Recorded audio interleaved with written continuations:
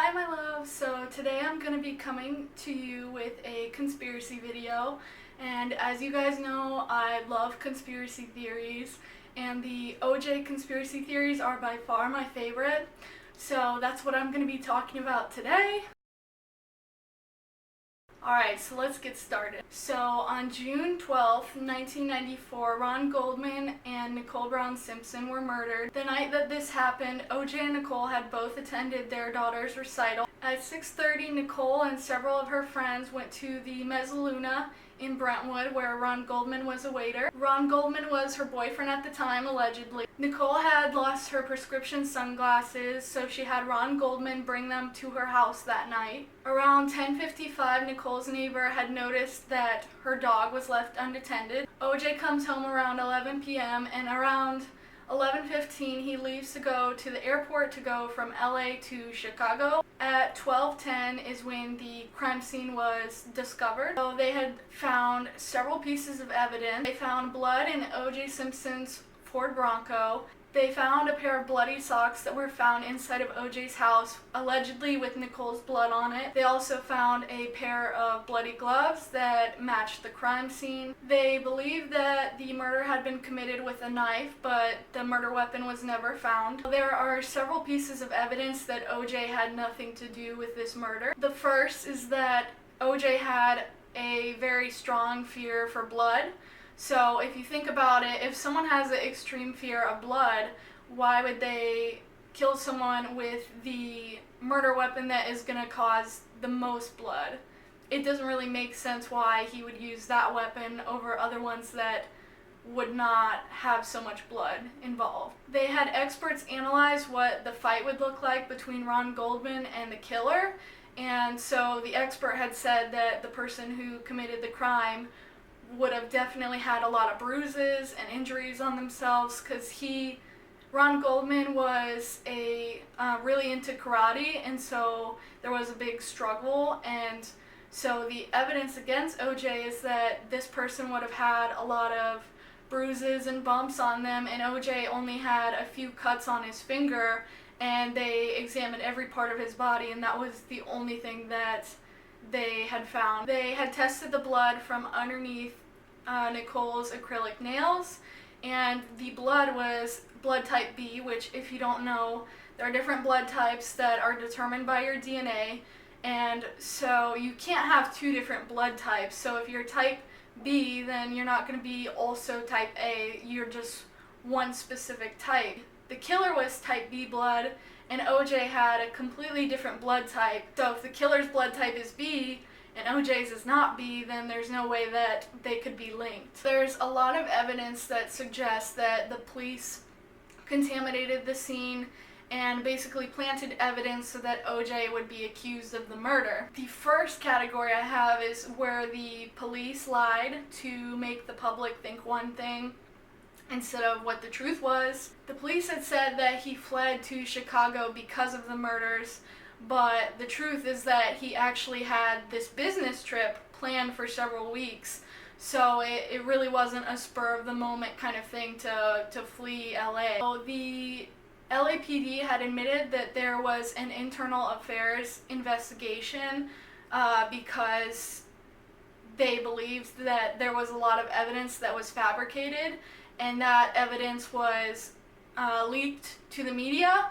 So one of the biggest things that were investigated was the bloody socks with Nicole's blood on it. So this next category is the contamination with the police and the crime scene. The crime scene was extremely contaminated because people were walking around and even stepping in the blood and other DNA evidence that should have never happened. Even the judge had said, "I think you've opened up a whole line of questioning regarding the entire evidence collection process, how it was processed in the LAPD lab, and calling into question all subsequent results." And that was coming from the judge of this whole case. Then you have the theories of fabricated evidence, which is basically the heart of the conspiracy theory about the LAPD and their involvement. Van Natter was the lead detective in the O.J. Simpson case. He got in a lot of trouble for breaking strict regulations for handling the blood evidence. There were 3 whole hours where Van Natter had picked up the blood from the police department, carried it around with him for those 3 hours, and then delivered it to the criminologist 3 hours later. 3 hours. So Van Natter had O.J. Simpson's blood in his possession for 3 whole hours and didn't see anything wrong with that. He was supposed to take it from the police station to Dennis Fung right away, and instead he took his time and literally took 3 whole hours to deliver this blood sample in a very high-profile case. And Fung was only a few miles away from Simpson's house when he was supposed to be either at the police department or in his lab, which is very, very suspicious. Van Natter also failed to fill out the proper form that you use when you're handling a string of evidence. Van Natter even justified his actions because he said that it wasn't necessary to fill out a form, even though that was protocol for any handling of evidence. It's especially suspicious because if you're handling evidence in a high-profile case, 3 hours of time, you can do a lot in 3 hours, and that gives the defense a lot of time to argue contamination. My theory is that Van Natter and Fung got together and basically planted this evidence, which makes sense because a criminologist could tell Van Natter exactly how to plant the evidence so that it would look legit and people would believe it. How else can you explain why Van Natter would take 3 whole hours to deliver blood that is very, very important for this case and for getting a conviction? Why would Van Natter also try to get away with not filling out the form that you use when you're handling evidence that is extremely crucial for a case?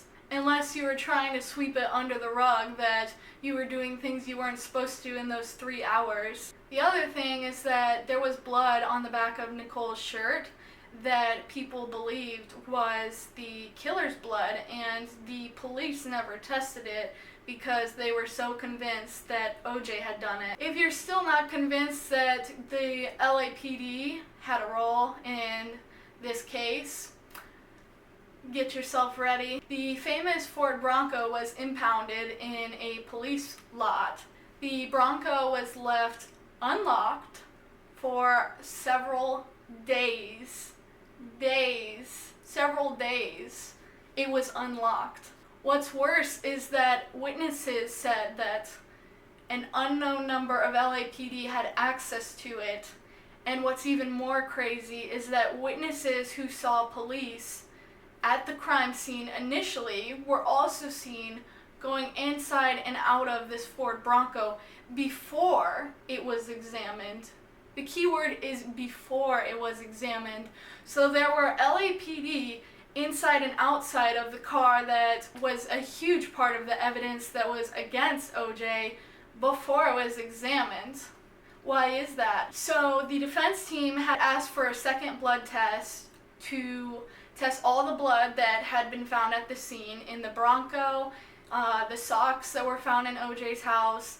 They retested everything from the initial report. They found EDTA in all of the blood evidence. EDTA is a preservative used in labs for when you have a blood sample so that the blood doesn't deteriorate. So the fact of the matter is that EDTA cannot be found in the body naturally. So how is it that O.J. Simpson's blood in the scene, Nicole's blood, and Goldman's blood were all found with this preservative in it?